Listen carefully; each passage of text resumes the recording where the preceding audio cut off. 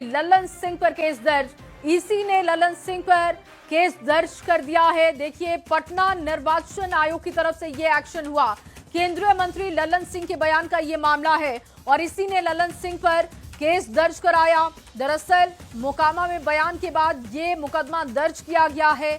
इस बयान को आचार संहिता का उल्लंघन बताया जा रहा है और इसी मामले में एक्शन हुआ है। आपको बता दें कि एक बयान जो कि सोशल मीडिया पर वायरल हुआ, बताया गया कि आरजेडी की तरफ से इसको पोस्ट किया गया, जिसमें ललन सिंह कहते हुए ये सुनाई दे रहे हैं कि वोट वाले दिन विपक्ष के नेताओं को घर से बाहर मत निकलने दीजिएगा। जनता के बीच में मौजूद थे, चुनाव प्रचार कर रहे थे और उस दौरान उन्होंने आचार संहिता का उल्लंघन किया है। इस मामले को लेकर लगातार आरजेडी की तरफ से सवाल उठाए जा रहे थे और इस पर निर्वाचन आयोग का एक्शन हो चुका है।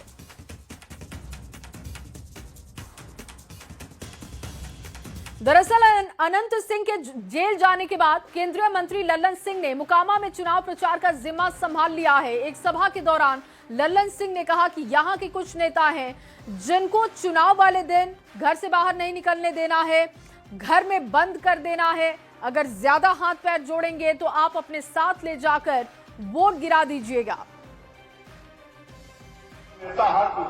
चुनाव के दिन उनका घर से निकले मत ही होना, उनका घरे में बात कर दीजिए। आप बहुत अगर हाथ जोड़ तो कही हो कि तू चला हमनी के साथ अपन वोट गिरावा और आके घर में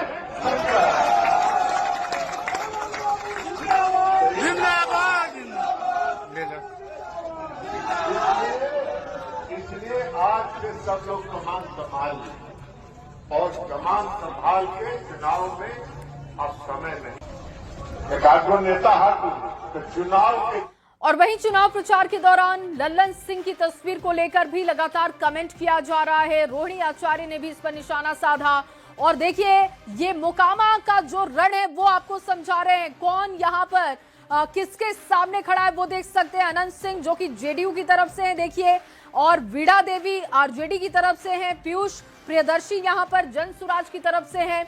इन तीनों के बीच में फाइट है, लेकिन जेडीयू के लिए प्रचार करते हुए ललन सिंह ने जिस तरीके के बयान दिए वो चर्चा का विषय बन चुका है। अनंत सिंह फिलहाल जेल में हैं। दुलारचंद हत्या मामले में उनको जेल भेजा गया है। चुनाव प्रचार के दौरान ललन सिंह की तस्वीर को लेकर रोहिणी आचार्य ने निशाना साधा है। रोहिणी ने कहा कि अब चुनाव आयोग कहां है। रोहिणी से बात की है संवाददाता अमित कुमार ने। ये बातचीत आपको दिखाते हैं।